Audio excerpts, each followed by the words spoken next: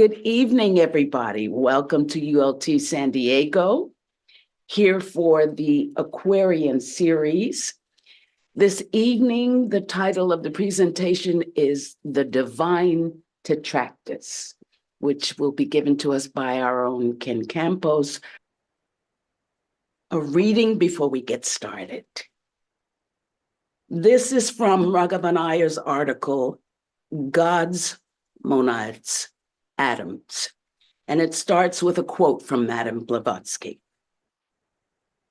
In the realm of the esoteric sciences, the unit divided ad infinitum, instead of losing its unity, approaches with every division the planes of the only eternal reality.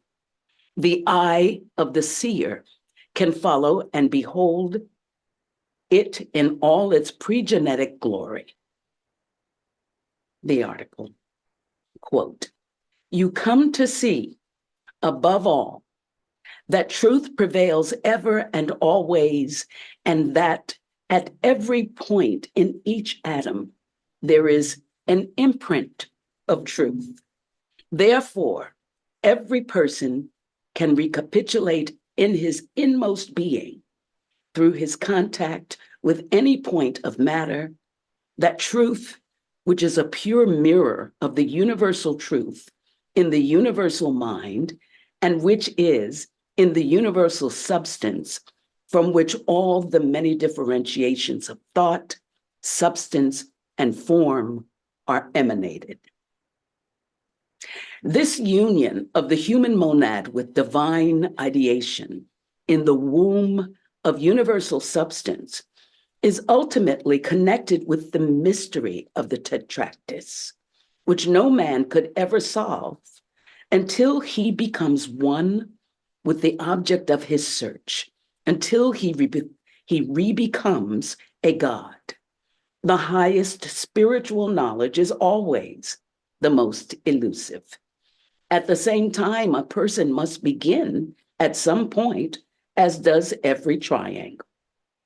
There is a deep sense in which every point in space-time has some affinity with one central point and must emanate from that Laya point in any one Mahamanvantara, or great period of manifestation. Therefore, the Pythagorean monads signified the one that went into darkness after inaugurating a world. It retreated and withdrew in silence and secrecy, disappearing into the darkness.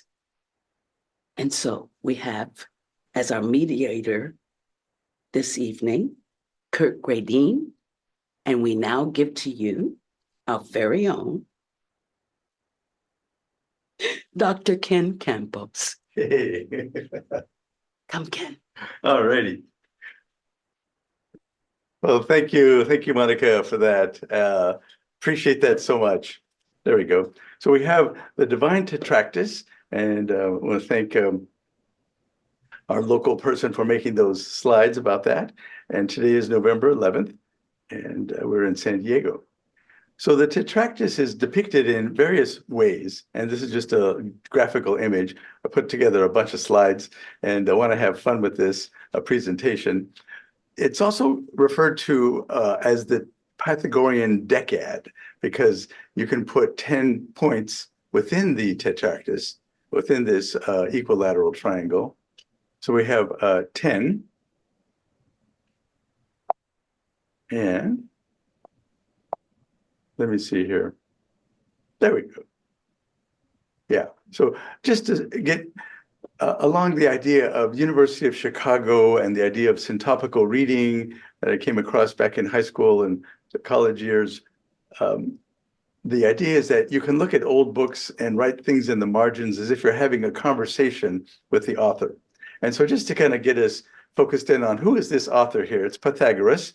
He was a Greek mathematician and philosopher and Neoplatonist. Some people consider him, believe it or not, an adept, so a fairly advanced person.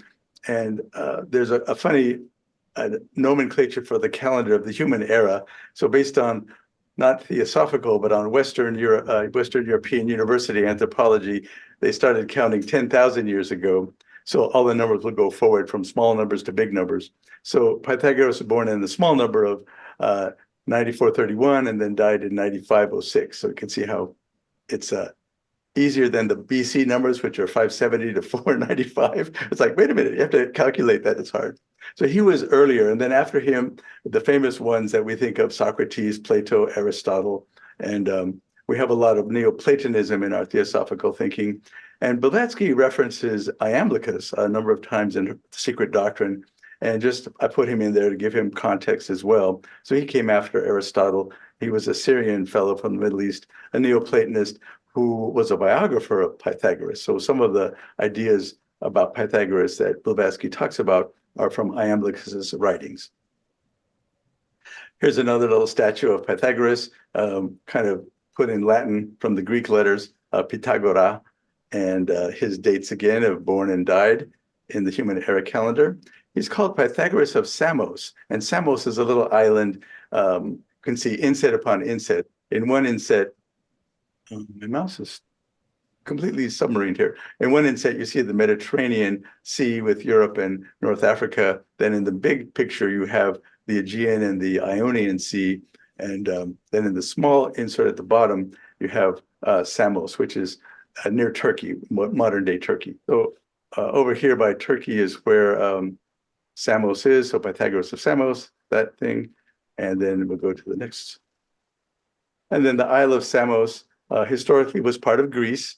And there you can see it a little more clearly here. Samos, and then I was just saying historically it's part of Greece. There is a city there, curiously enough, that in 1955, to kind of honor Pythagoras' memory, they renamed the town Pythagoreon. But we think of Pythagoras in Crotona, which in modern day Italy is here at the boot of Italy. Now that I got my mouse going, you can see the mouse.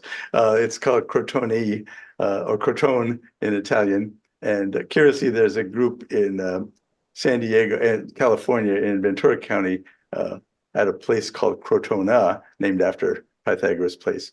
So on the Isle of Samos, back there again, the city got renamed in 1955 Pythagoreon, and someone put a 90-degree triangle statue on the island. Kind of a cute thing related to the Pythagorean theorem. Now, here in popular culture, just to get some amusing stuff as we get in touch with a personage of Pythagoras, to have him kind of help inform our presentation today and our thinking about this. Just to mention some fun stuff and silly stuff in popular culture, Walt Disney, this famous cartoonist guy with Disney Studios back long ago in Disneyland, when he was a teenager, he was in the Demolays, which is this organization of young men from age it's supposed to be 12 to 21, not 21 to 21. So teenage guys, and he was involved with that for a while. Then he left that and never did become a Mason, although he had some contact with that. Curiously, in the 1950s, here in Southern California in Disneyland, there was a Masonic club for the employees of Disneyland. And then I'm referencing a little movie. I like fun, silly movies. This one was released in 1959. It's called, it's about Donald Duck in Mathematic Land, or Donald Duck in Mathmagic Land, actually. And the film touched on things like square roots, circles, squares, triangles, and different inventions that came from circles and triangles and squares.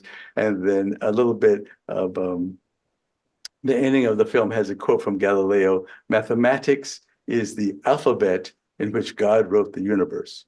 So there is some mystical stuff even hidden in plain sight for kids. And we have a few still pictures from that funny, silly movie.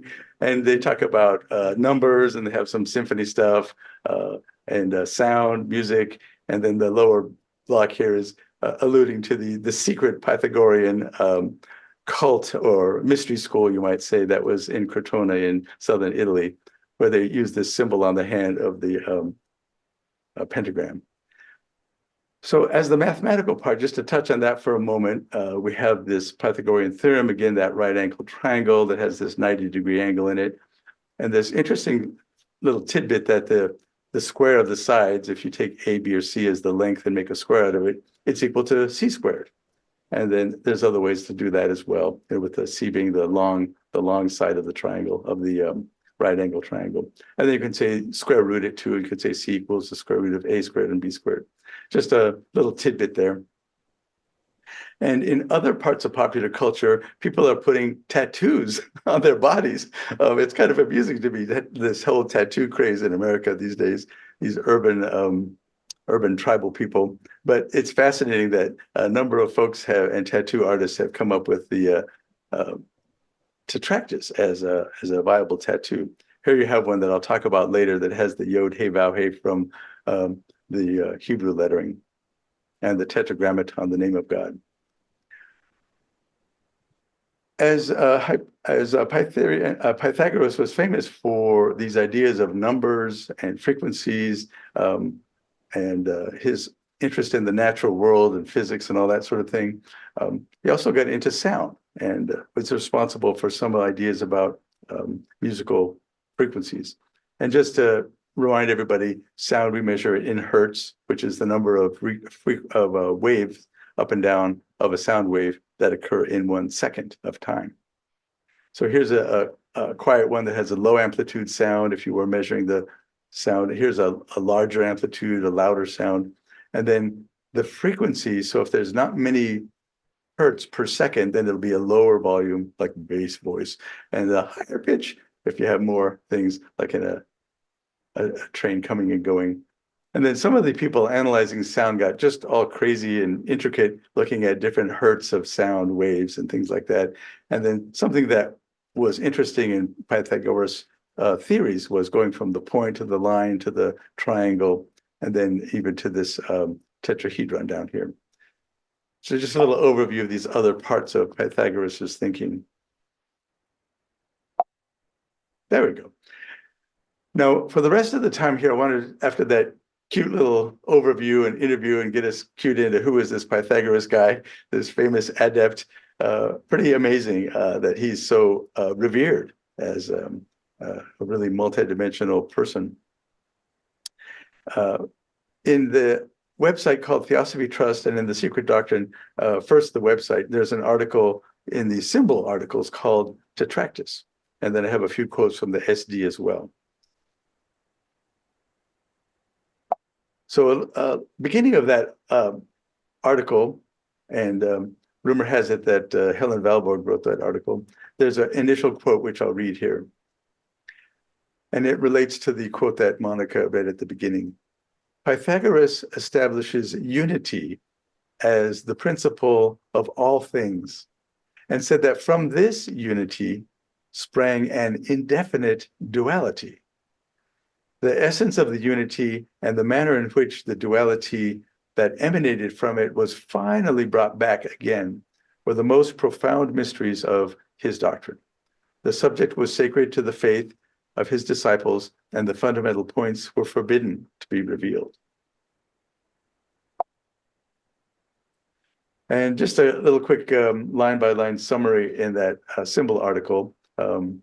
This is, the one looks like an I, but that's supposed to be a 1 in this font here. So it's a Theosophy Trust website article. You can check it out on your own. It's very complex and intricate, so I'm really just going to be talking about parts of it. It starts out with an interesting allegory, a story, and that story is fascinating. Many people find stories to be an interesting way to communicate ideas, sort of like Aesop's fables, that sort of thing. And in the story of that wedding, there's a triangle and a square, the triangle formed by the personages of the priest, and we have the bride on the one side and the groom on the other side, and then the lower end of the triangle is represented by the people in the audience watching the marriage, and the participants. So there's geometry involved. The article goes on to talk about the unity of the monad, this symbolic one thing, this absolute thing, like the ideas that we talk about in Theosophy, the parabrahm. So there's emanations, this concept of emanations that is symbolically represented by this geometrical figure of this equilateral triangle and the 10 points within it. So we have that one, and there was another idea I came across of numeration and numbers. So somehow the one is considered no number, which is, I think, a curious sort of paradoxical thing. And then we have numeration is expressed in expresses a number in words. And I would say that for me, the idea of that one, the monad, points back to the first fundamental from the proem. So one might reference that first fundamental proposition in her article.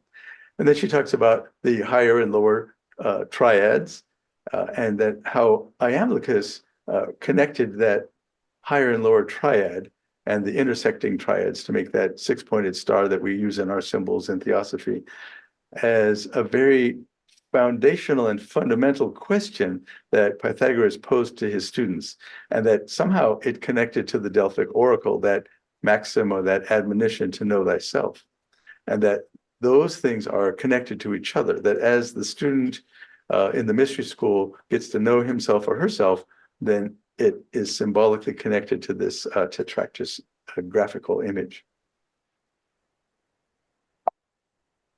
And then other things in this article from Tetraktys as a symbol. This is the second of those slides. The one is non-manifested. So these curious concepts, the undifferentiated soul of the universe is another way to describe that. And that being or beingness, our manifested world of being. I'd like to have that italicized, but it just says being. So being is produced when this one, this abstract, undefined one, unites with this monad, this oneness or the number one, and that in combination with the duad. So those three things together, the abstract thing, the monad, and the duad, all coming together to then produce being. And this idea of three things together is very important in the Tetraktys, which is an equilateral triangle with three sides. So this whole idea of three is very important. The article goes on to different types of Tetraktys. I won't get into that too much, and that it parallels things like geometrical, the point, the line, the triangle, the pyramid that we see, and that connects these to different qualities and aspects of human society in this rather dense article. So I'll just kind of breeze over that. There's also in the article addressed the idea that numbers are gods, or particularly the one is a god. And wasn't clear. It seemed a little ambivalent to me if the other numbers were also gods, but maybe just this one is. And that by God, I think Pythagoras and the people writing about it, Iamblichus and others, are referring to this idea of this first fundamental principle from the proem. And then as we think about this idea of emanations, which is so profound in our theosophical thought, the logoi are addressed, and referencing the idea that the unmanifested logos goes into the manifested logos, or emanates the next one, which would be the manifest logos. And here it is that I was just referencing the first fundamental proposition, which I'm sure many of you have memorized, so I don't know, but it's carrying coals to Newcastle. I'll read it anyway. It's an omnipresent, eternal, boundless, and immutable principle on which all speculation is impossible, since it transcends the power of human conception and could only be dwarfed by any expression or similitude. So that's from the proem, and it could be considered this rootless root, something maybe even before Parabrahm. It's that thing that our mammalian brains really can't conceptualize or think about. So we could just put that there. But somehow it's also connected to the point, the first point in the Tetraktys. In this article, there's this talk about reflections, mirrors and reflections. And many of you may have been out on a camping trip or seen in a movie or a photo album, pictures of a mountain being reflected in a mountain lake. So here's a picture of one from Glacial National Park in Montana. And going back to Iamblichus' reference that the Tetraktys was connected to this idea of knowing oneself. And so this is a fascinating thing that we can see even in nature, this idea of these reflections. Now, in this case, the two triangles of the mountain as a triangle, they're not interlaced yet. They're still separate from each other. But then as we move forward with this we can interlace the two triangles, the upper triangle and the lower triangle, the upper triad from the Atman and the lower triad as part of the septenary nature of humans, of us students of theosophy.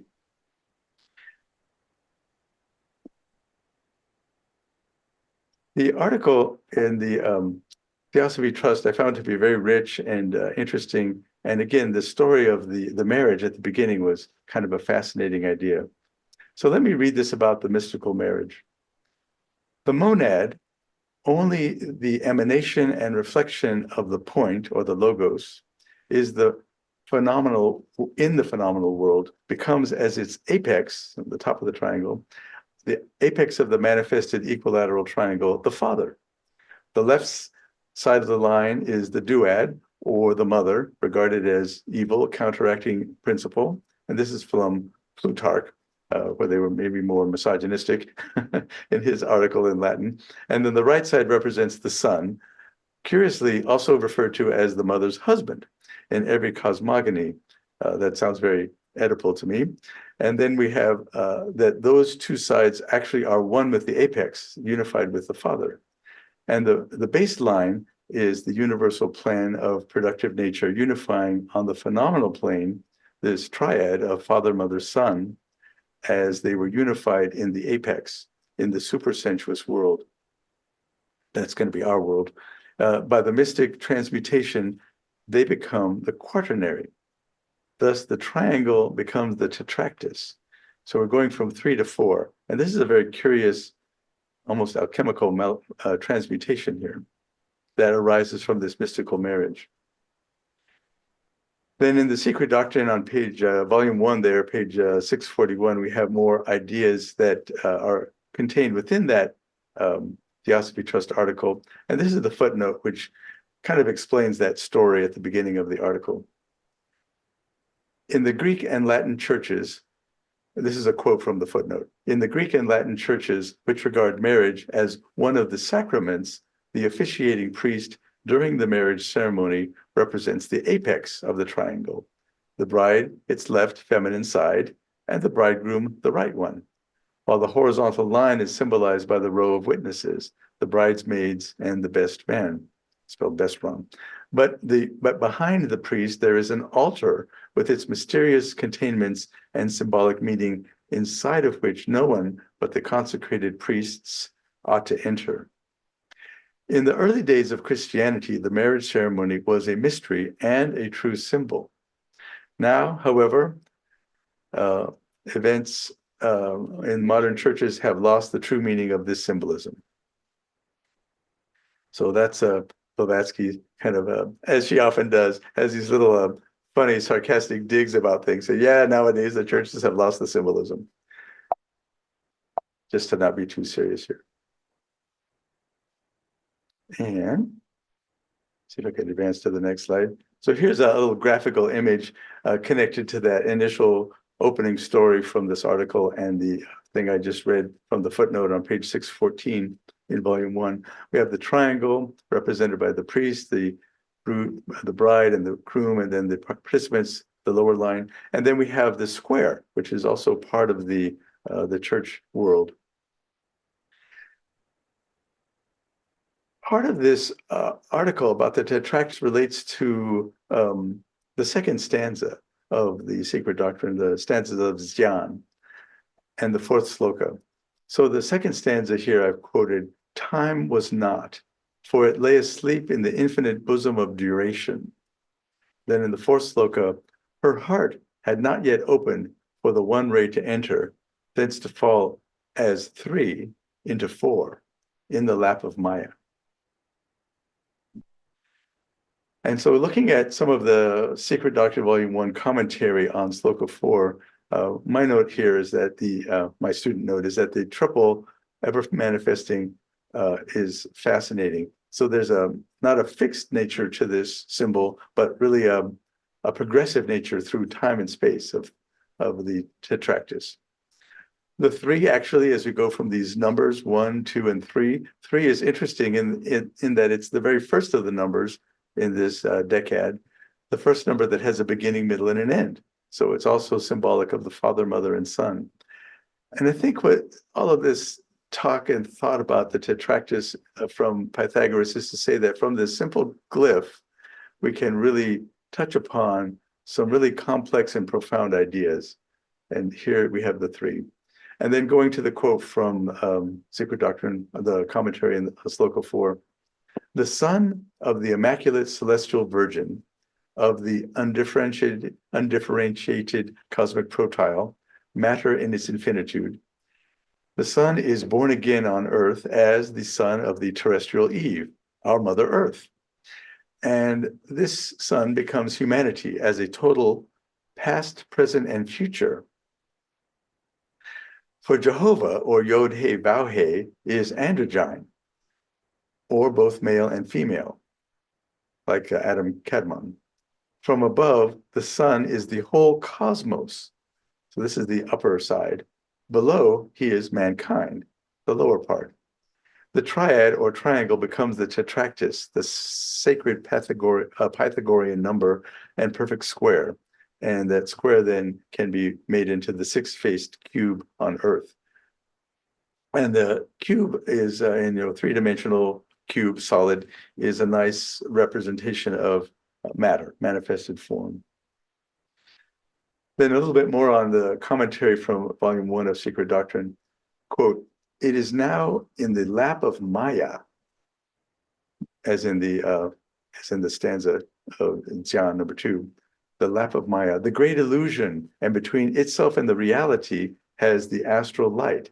The I think that should be great. For some reason, my software does a lot of auto-correcting and it changes my words. I didn't read it. So it's the great deceiver of man's limited senses, unless knowledge through Paramartha Satya comes to the rescue. So that first sloka was talking about the lap of Maya. And then what's happening is that the manifested human, us, is now caught up in this great illusion. And between itself, us on the manifested form, and the abstract reality, there's this astral light, this great deceiver. And then we have to use knowledge, like the yoga of knowledge, to come to the rescue. And the Paramartha Satya is from the Two Truths Buddhist doctrine from Nagarjuna, where he says on the one hand, there's an absolute truth, an ultimate truth, a real truth, and that's in contradistinction to the two truths, the conventional truth, are just sort of everyday, ordinary, what we think of as truth. Because we're talking about a symbol article, I put a lot of pictures of symbols in this little talk here, the slideshow. So the upper triad is the triangle pointing up. That's the unmanifested three. And the lower one is the mystical three. And that connects to us in our human form. And then we have as above, so below, but reflected.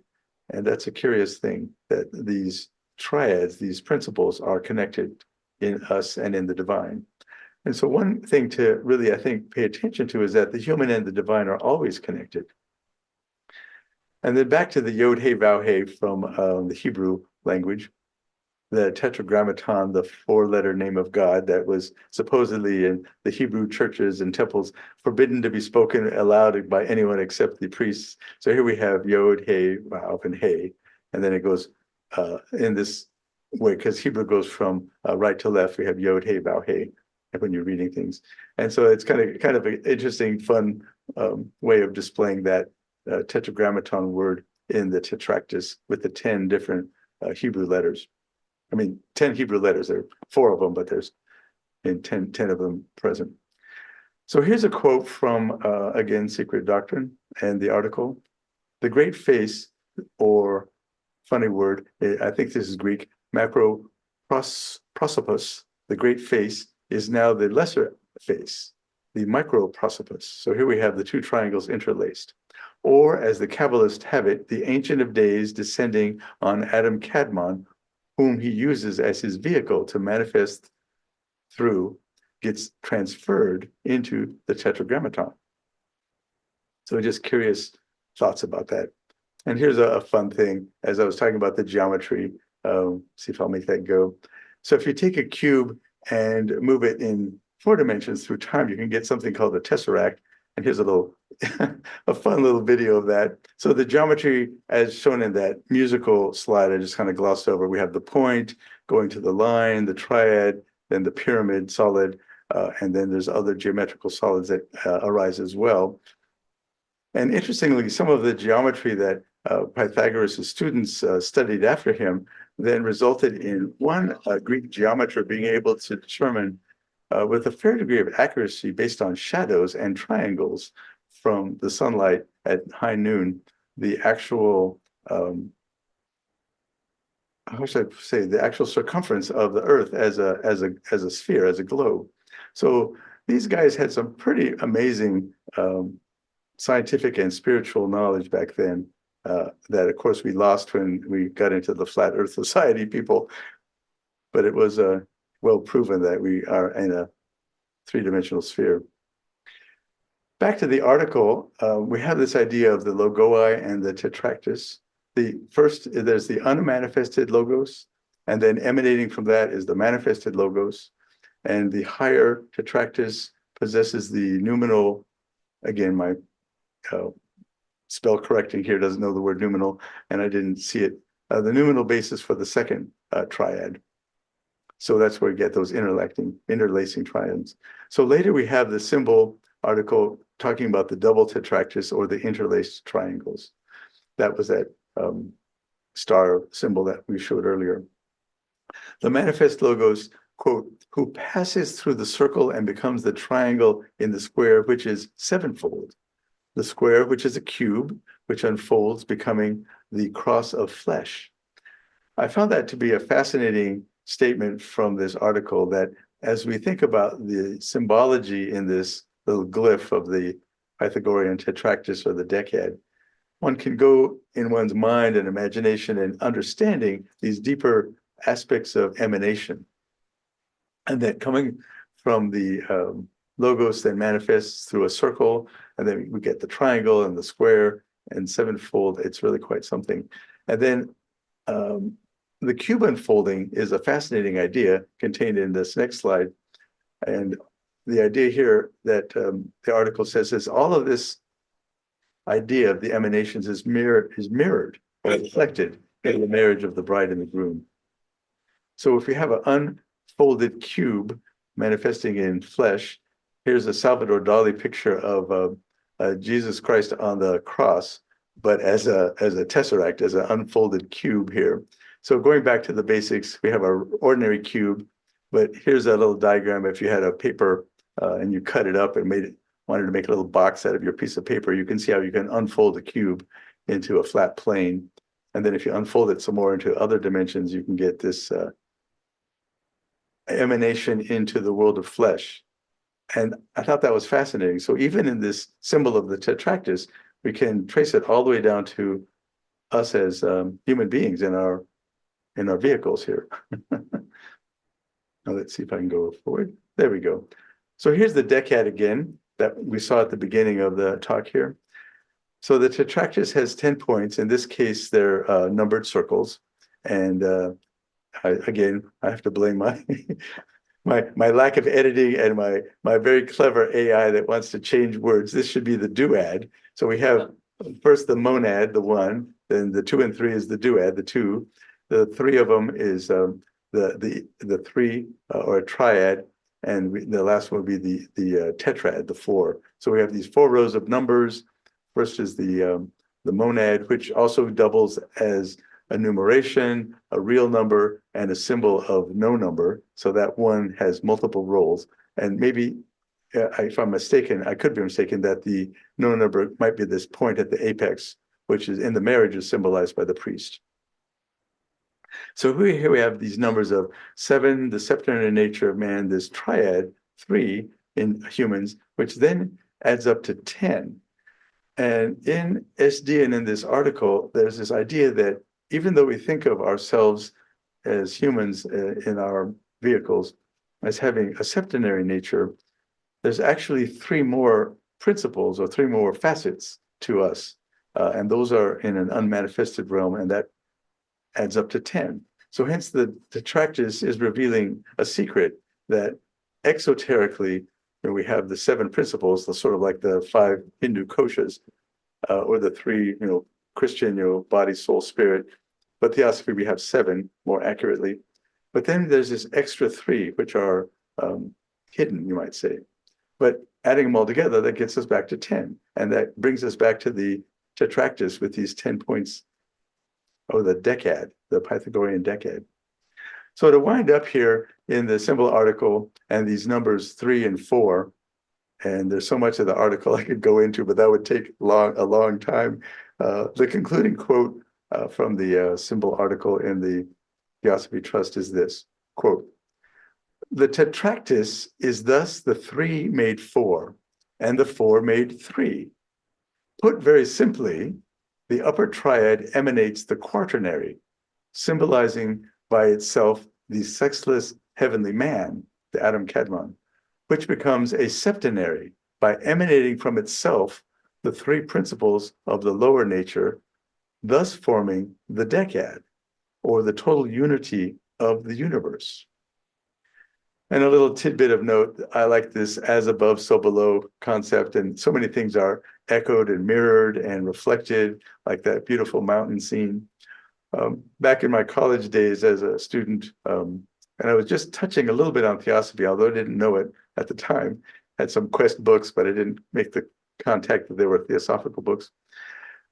Similarly, I was in my college labs doing some DNA work back in the 1970s. And curiously, just something you probably already know, there are 4 nucleotides in DNA, the AGCT, the adenosine, guanine, cytosine, thymidine, the AGCT. So our DNA is an alphabet of 4 nucleic acids in molecules, and they're set up in these billions of lines of molecules together. Curiously, and I didn't know this back in the 70s in college, but I got it this time, that these 4 nucleotide pairs on the DNA strand, they're arranged in triplets or codons. So here we have 3 and 4, again, echoed and mirrored in biological reality in the quote materialistic scientific world. And each of these codons are 3 nucleic acids in a row, the AGC or CTA or whatever the letters might be. They symbolize a particular amino acid. And amino acids are important because they're the thing that make up proteins. And the proteins are what make up our physical bodies, or enzymes and all kinds of parts of us and other living organisms and plants and animals and things in our manifested plane. So again, even at that biological materialistic level, we have the 3 and the 4 echoed and echoing back and forth with each other. And so just give you a little picture of this artist's rendition of Pythagoras with some pillars. I don't know if his school in Crotona had all this fancy architecture, but there he is with a solid 4 pyramid. And who knows if he ever used test tubes or not, but up here we have the Tetraktys. So let me go ahead and stop sharing and see what we have in terms of any Q&A or commentary about this kind of fascinating and profound article that I've just really touched the surface of today. Thank you very much, Ken. That was particularly apt, I think, at the end, tying it up to fundamental DNA structure. So we have an opportunity for questions and comments.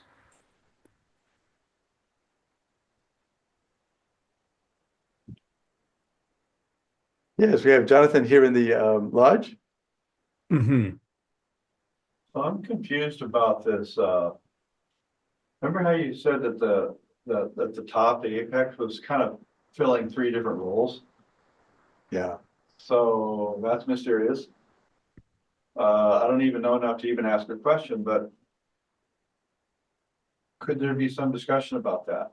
In other words, and there's also the idea that from Pythagoras that there's a ray that is projected from an abstract point and then retires back into itself, and then the triangle proceeds from there. So there's that, and there's this no number thing, and then there's number. And I'm wondering if we could kind of, sorry to make a mess out of this question, but I was wondering if we could talk about this some more. Yeah, so for me, as a student looking at this Tetraktys, I think it was pointing back to the first fundamental proposition in the proem, that there's some abstract principle about which we cannot speculate because of having these mammalian brains that we have.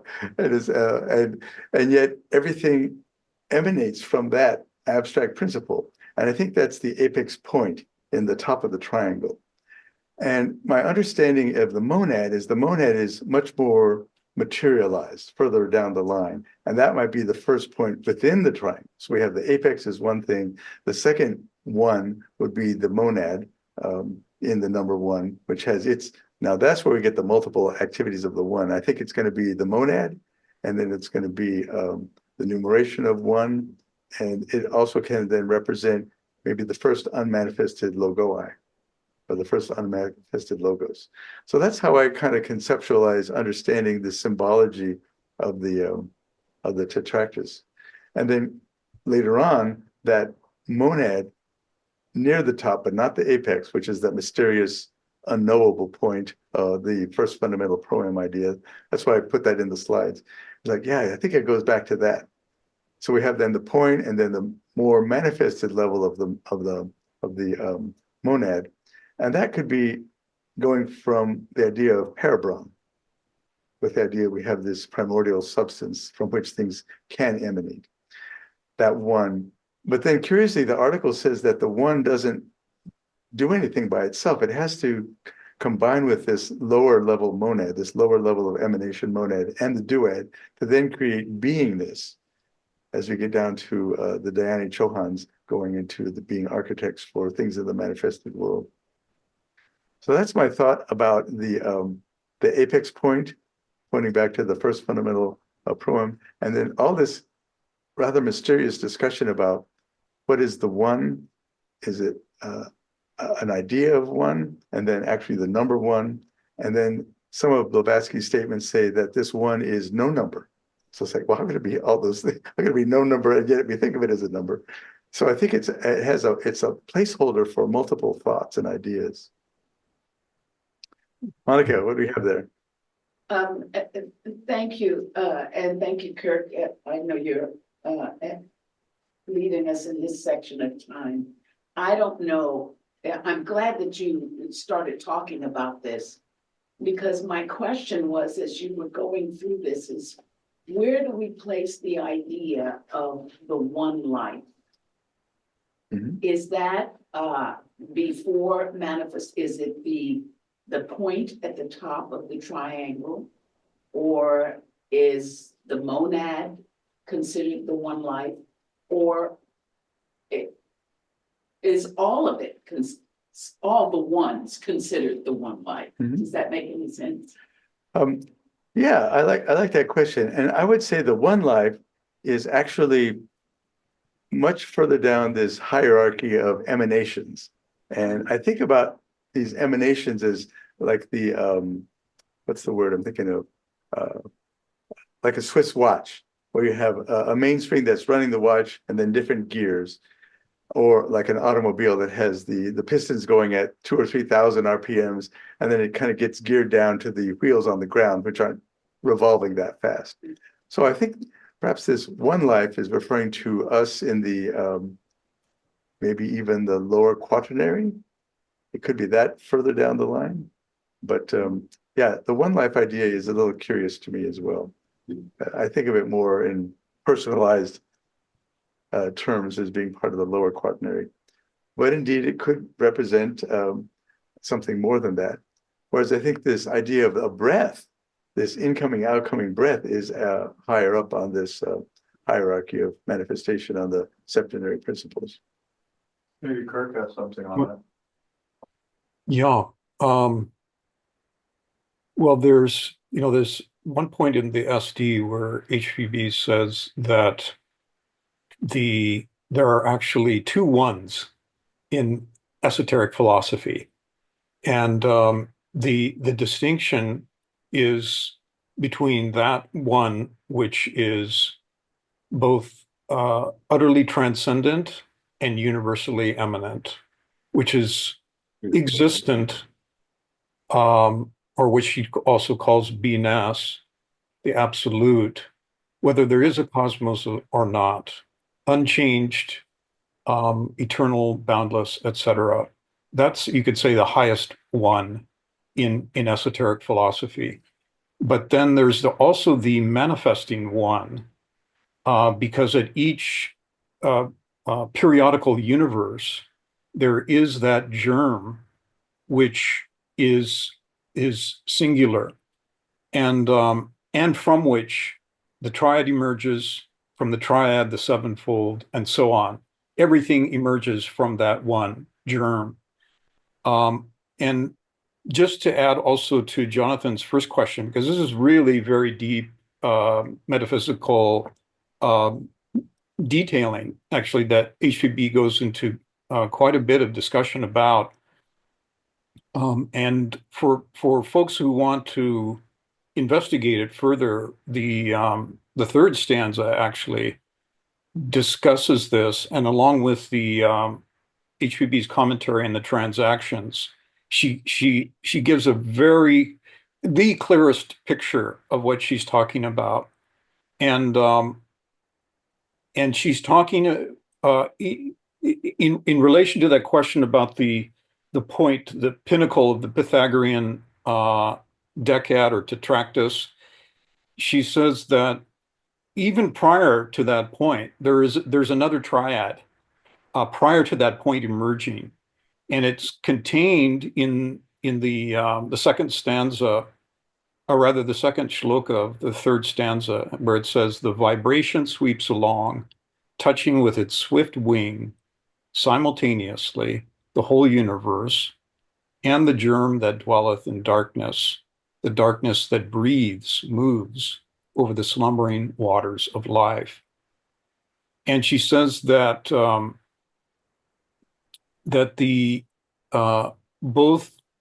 there's a triad here. There's the vibration, there's the germ that dwelleth in darkness, and there's the darkness itself that breathes over the slumbering waters of life. And she says that they are this is what this is a triad actually that forms what we call the unmanifest logos, because all of them are, in one sense, one with the absolute, and they all and that what's being discussed is the kind of the pre-genetic initial emergence after the pralaya of that which will initiate the point, which she calls in the next shloka, the solitary ray, which becomes the shoots and thrills through the virgin egg and causes the eternal egg to thrill and drop the non-eternal germ. So then she says that non-eternal germ, which becomes the world egg, that's the point. She says that's the point, the highest point of the Pythagorean decad. So we have this whole vast pre-cosmic sublime kind of resonance that's emerging in pralaya during the seventh eternity of the Mahapralaya, and which initiates that first manifested point, and then it withdraws. And that's what starts the further level of where you get the duad and the triad, and so on, and then from the triad, the seven. But anyway, it's a very metaphysical conception, but also really wonderful to read exactly what HPB says about it in her commentary, because it's very transporting and elevating. Thank you so much. Yes, yes. Thank you, Kirk. I really appreciate that. You're going over the other slokas there that give a better idea about this fairly profound, as you say, very philosophical, profound idea. And I think you were talking really about the kind of pre-cosmic activity that's happening. And that's just absolutely fascinating to get us to then begin to get to the apex point at the top of the triangle. Yeah. And then the other thing she says in regards to the one life is that the differentiation that emerges from the triad to the seven rays, et cetera, that it's illusory, right? And you pointed this out in one of your comments that it's a descent into the lap of Maya. That is, the entire process has to be seen as taking place within the one. It's not as though it's emerging outside of the one, but it is occurring within it, and it's illusory from a number of different perspectives. One is that it has a termination in time and space. It gives birth to the entire universe of beings, energies, and consciousness, but for purposes of evolution. But it also has a termination point, and therefore can never fully reflect that reality of which it is a mere drop, you could say. But that critical thing about the seeming differentiation of that which remains undifferentiated. Mm-hmm. Yes, that is indeed intriguing here. And one thing that you mentioned was that Brahmanic egg, that as this pralaic, pre-cosmic activity is happening, then we get to the triangle, the apex, and then further down the line, as the Diana Chohans and others are creating the world that we're in, maybe it's even before them, then we have that Brahmanic egg within which things are occurring. Yes. Yeah. Well, that's another interesting point because in Raghavan's commentary on the Pythagorean tradition, he says that the circle was actually the first one, which we would connect with the absolute, the boundless circle. The undrawn, the undimensioned, the assumed, a boundless circle, that because it was so sacred within the Pythagorean tradition, it was never mentioned, right? So that, but in order to draw geometrically, in order to draw an upright triangle, you need to start with the circle, with the point, and then the articulation of the circumference, and then you can begin constructing the triangle. So this is the other thing that's very deep about all this is that it was 100 years after Pythagoras that Euclid produced or codified the elements of geometry. The 14 books, I believe, is 13 or 14. This whole, which is said to be, the greatest mathematical text of all time. For 1,000 years, it was the greatest mathematics that humanity had. And but it's believed that by Thomas Taylor and others who have studied this in detail, that what Euclid codified was actually what the Pythagoreans were teaching, and that whole study was, an integral part of their esoteric philosophy, because every single aspect of it had this correspondence to metaphysical and moral realities, spiritual realities. Yes, I think that is indeed fascinating. And one thing that I didn't mention much at all in this article from Theosophy Trust is the idea that there were, I believe, 12 different Tetraktys mentioned, and they connected to different aspects of human thought and human society and cultural organization. So it's kind of fascinating how these emanations move forward. And then the Euclidean solids are also connected to things like the Aristotelian elements of earth, air, fire, and water, and then go on to have other connections with those Euclidean geometrical solids. Right. These numbers and these forms is fascinating. And one thing that I came across is that the Pythagoreans had the idea that the point, line, triangle, the pyramid, and these other geometrical figures, that I guess you might say Euclid revealed, took away from secrecy and told the world about it, that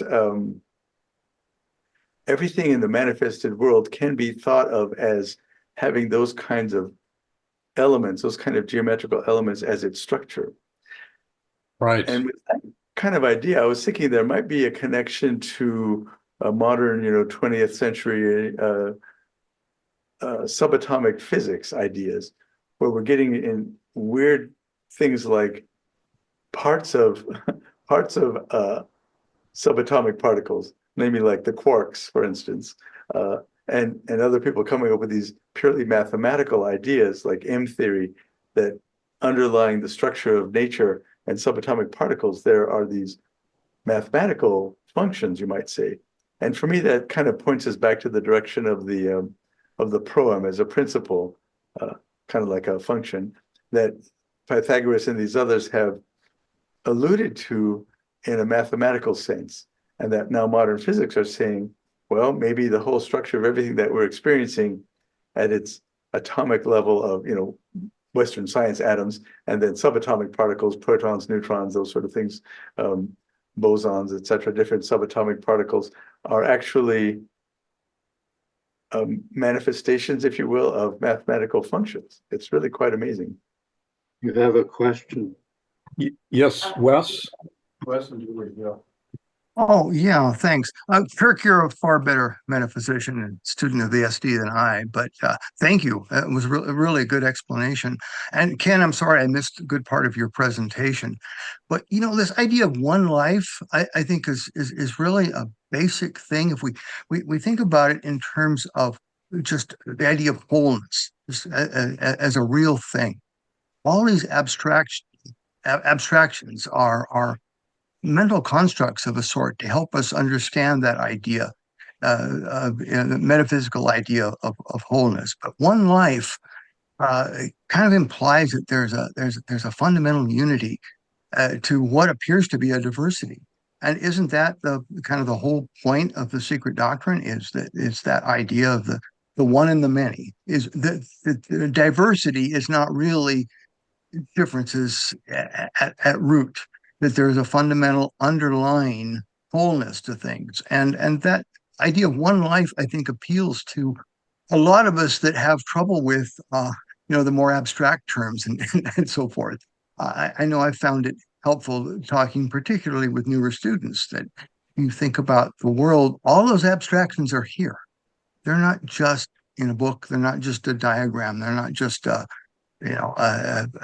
metaphysical concept, but they are immanent in the natural world, in ourselves, in the universe. And so, we're both one and many, and that idea of one life conveys that. And I think it's a really good term that you brought up, and I think it's really helpful to think about it, because it transcends the nomenclature that particularly new students find very daunting.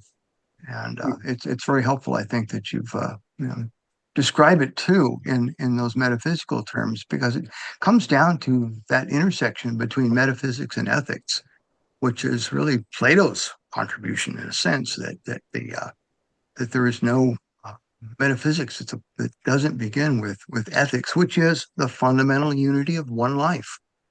So anyway, thank you. Thanks so much, all. Yes, Wes, thank you so much. Just a quick comment along with that connecting up with what Ken said earlier, that the tenfold, the decad, as HVB illustrates, right? Because it's right there on the page 200 diagram, and shown to be, connected with the Sephirothal tree, that this tenfoldness of the whole of manifestation, it's an archetype for all ordered systems, is what she says. Any ordered system can be understood in terms of that tenfoldness, which also reduces back to a four, right? Four levels of manifestation, and the three from which the four emerge.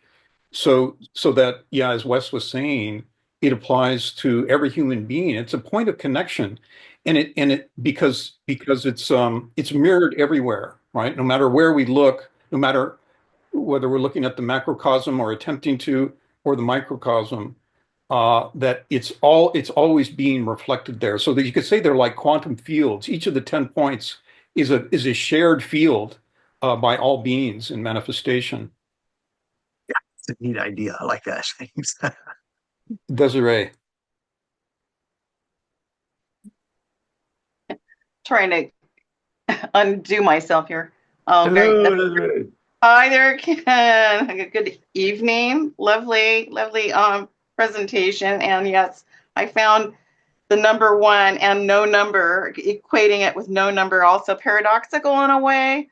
But I was listening to everybody, and I what I had to think was, well, at some point, Mula Prakriti and Purusha are synthesized. So at that at that point of synthesis, and in a point of Mahapralaya, they would not be separate. They would be a unified but unmanifested, maybe force. I don't know, but it's interesting. It's an interesting concept to think about. But what I really wanted to ask, and this is something that's been on my mind for a few years. If you go to The Secret Doctrine, I think it's the volume. I'm going to read from volume 1. I think it's around page 354 for those people who have, an SD close by the bottom of the page. It says, when the active period has arrived, from within the eternal essence of Ein Sof comes forth Sephira, the active power, called the primordial point and the crown Kether. It is only through her that the unbounded wisdom could give a concrete form to the abstract thought. Two sides of the upper triangle by which the ineffable essence and the universe, its manifested body, are symbolized. The right side and the base are composed of unbroken lines. The third, the left side, is dotted. It is through the latter, the dotted line, I should say, on the left, that emerges Sephira. And this is in reference to Vak, or sound. Spreading in every direction, she finally encompasses the whole triangle. In this emanation, the triple triad is formed. She's calling it a triple triad. I'm wondering if you have any comments on that. I know it's kind of putting you on the spot, but I don't mean it just for you, but anybody who has any insight into what she is saying here. And of course, it goes on. But I've always been curious about the solid line on the right and the bottom, and then you have this dotted line on the left.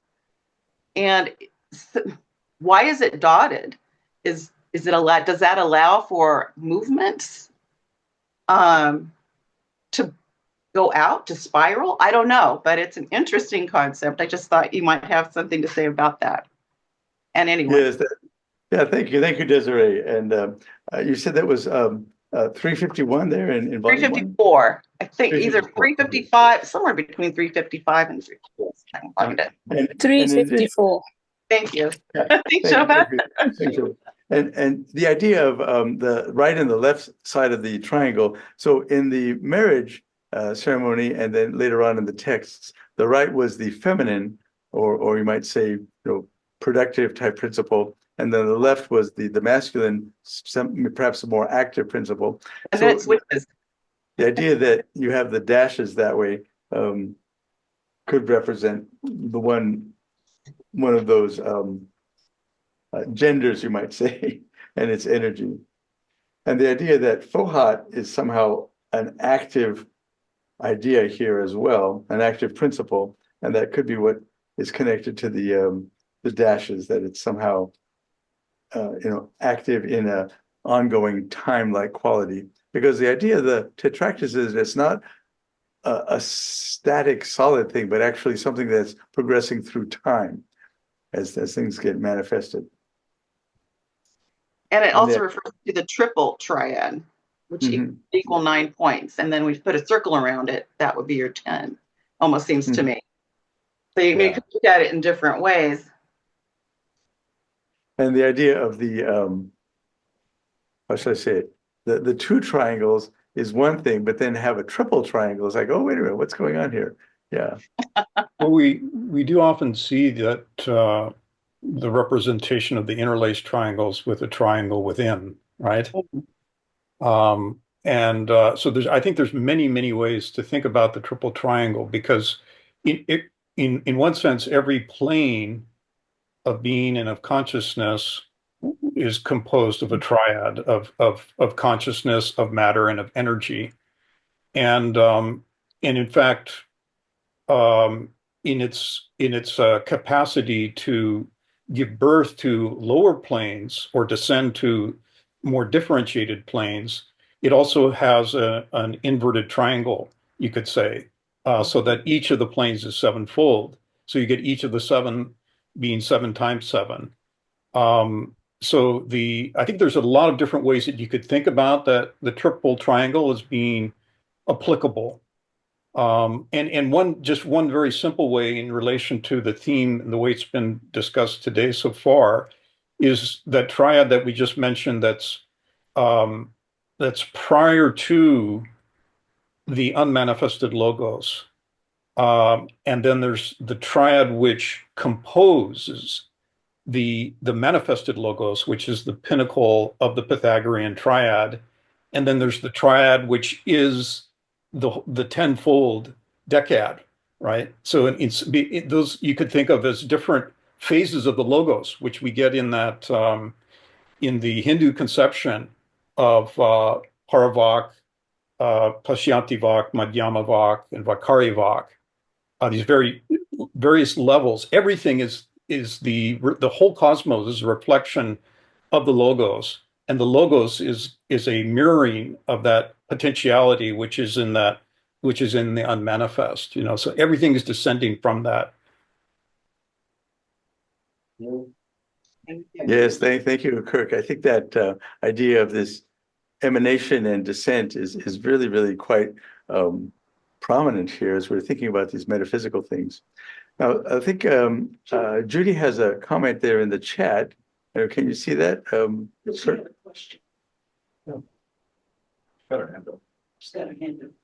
Have I been muted because my video has been cut off by the host, so I must look pretty funny today or something.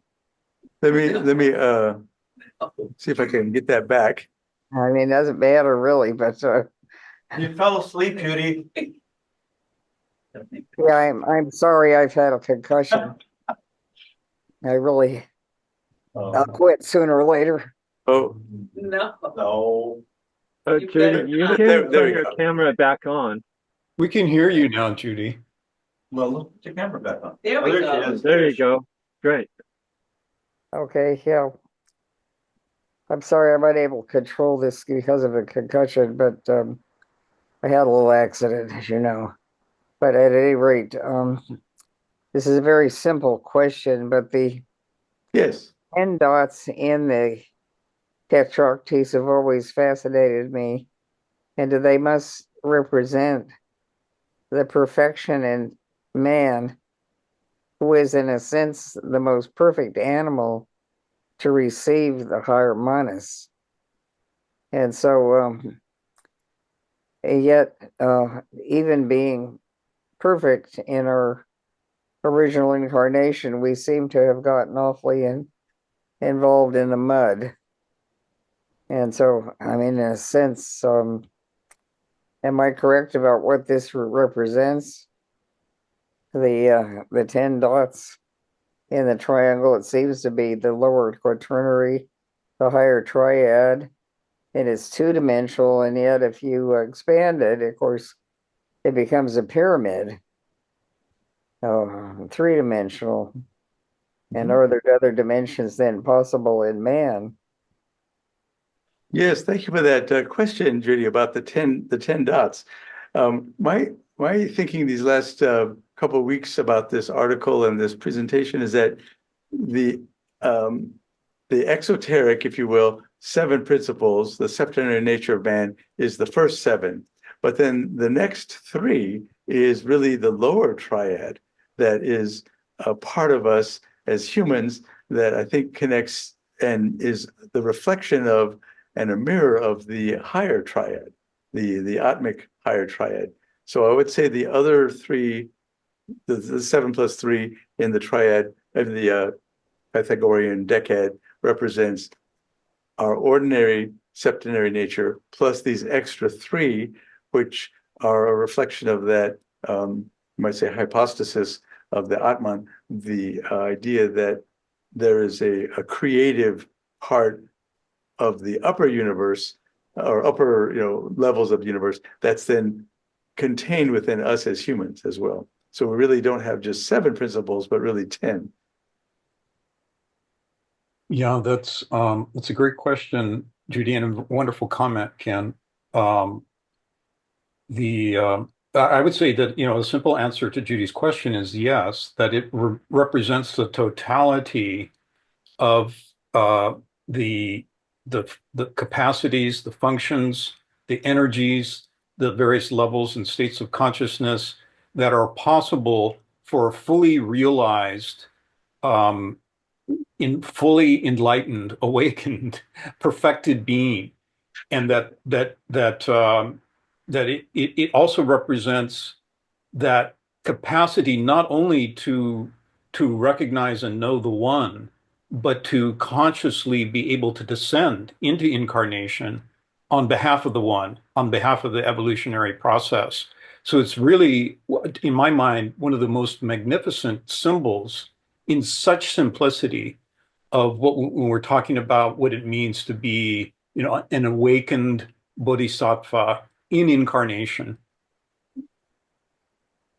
Yes, yes. Thank you, Kirk. That's a wonderful way to describe that. And that makes me think of the this other word of svadharma, that in our vehicle, we're able to perform the actions that are really assigned to us by that ray from the absolute. Mm-hmm. And it looks like Shobha has a hand up. Yeah, I do. I was thinking of what Wes said about the unity principle, to start off with. But I also think about another idea. Not only is there unity, but there are also connections. For example, when I read the Bhagavad Gita and in chapter 16, it talks about the Ashwatha tree, I feel like there is a connection with the Sephirothal tree. There is a connection with page 200, volume 1 of the Secret Doctrine. What the connection is, I don't know much, but I think there is. And there is another thing I think about, which is another connection, is in the Bhagavad Gita, in that chapter, Krishna says, you have to cut the tree, the Ashwatha tree. So I think about the learning and the unlearning. And we've talked about it in our Gita class. Which also takes me to another connection. Sorry, it's like a stream of consciousness. I'm getting to page 40 of the Secret Doctrine, where it talks about a series of progressive awakenings.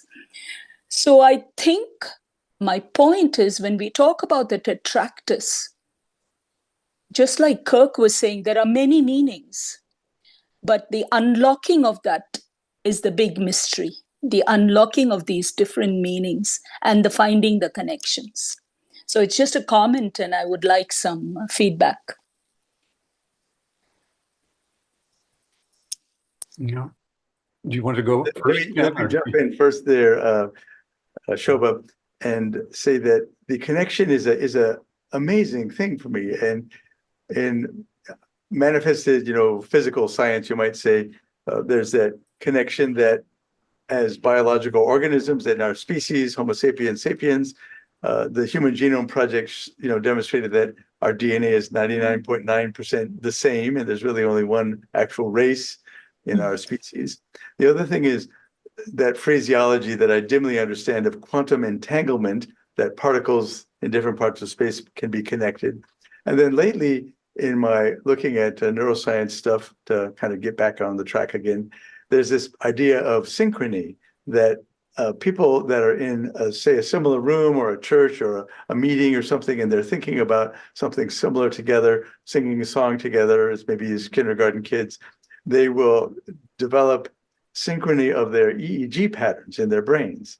And it's like, well, how does that happen? You know, they're not like wired together. They're in the same room, but yet there are these levels of connection and connectedness that I think are really so important. I imagine that here in our Zoom meeting, both in the lodge and on hybrid, we are experiencing some degree of synchrony, and that the stronger, you know, more advanced folks that are clearly into the secret doctrine and the teachings are able to kind of guide us, and like anything that resonates, and that we can form these resonances in our brain as yet another form of connection, and that the many goes back to the one through those kinds of connections.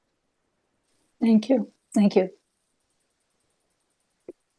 Just another brief comment, that one of the kind of fundamental features of thinking of it in a geometric sense like this is the perfection of the order, right? So we have this idea that not only do the dhyānis, as they unfold the cosmos, that they do so with an exactitude and precision of descent from one to many, and thereby create an entire field in which evolution can take place, but that it also represents a moral order. And that's why I really love Wes's comment, you know, that we are talking about the progressive realization of that, of the law of the cosmos itself, by which not only the manner by which it unfolds and which we experience each night in deep dreamless sleep as we emerge from it.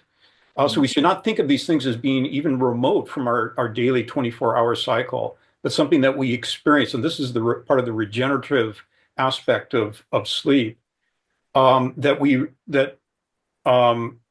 the cosmos, as it unfolds from the logos, is a perfectly ordered system, and that we've lost that awareness of that order. We are blind to it in our current condition. We're having to rediscover it, reconnect with the voice of conscience, with the God within, of which we are. And as we do so, we begin to come into alignment with those great forces which brought the cosmos into being.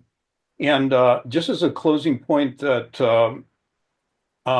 this is from the SD, page 276, where she's talking about this very thing, that not only is each human nature a compound of the sevenfold dhyānis, but also of that which transcends the dhyānis, because the dhyānis are limited to a particular cycle of manifestation, whereas that which the triad above it can retain knowledge from one manvantara to the next. That's its particular capacity, is to provide continuity from one cycle to the next.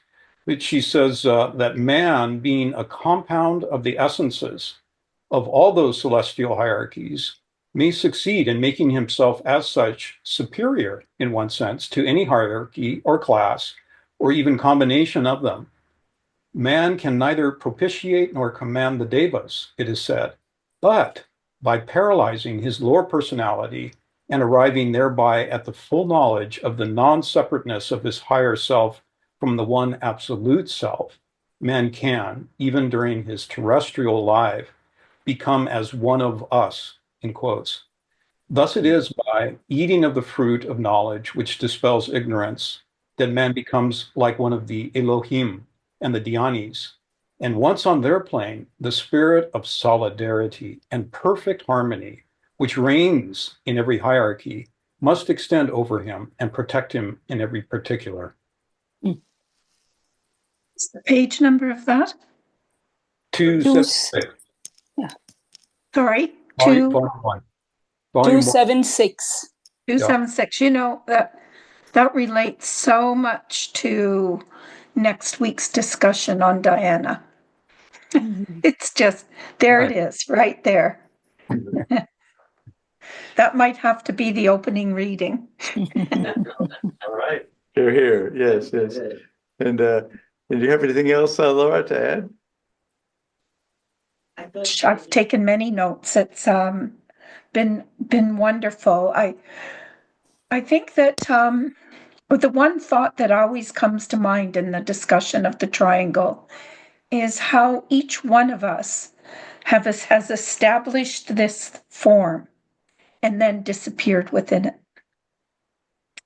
And it seems to be a remembering of that. So, you know, all beings are the same in kind and differ in degree. So, you know, we can't see the real of anyone. We can only see the effects. And, but because that real is hidden within the effects, but the effects wouldn't be there if it wasn't for that hidden self. Yes. Well, thank you so much. And Thank you. And with that, I think we're ready to close up. And thank you for that reading, Kirk. I appreciate that. It's kind of a nice summation here. Well, thanks for your presentation, Ken, and the effort you put Thank into you, Ken. that in the slideshow. Thank you, Ken. Hey, you're quite welcome. I want to add a little levity to it as well as seriousness, because it's a profoundly serious topic. Why not? Yeah. Go ahead, stop. Thanks, Kirk, for helping. Thank you, Kurt. All righty. Goodbye, all. It was a thrill as always. All right. Evening. Good one. Bye.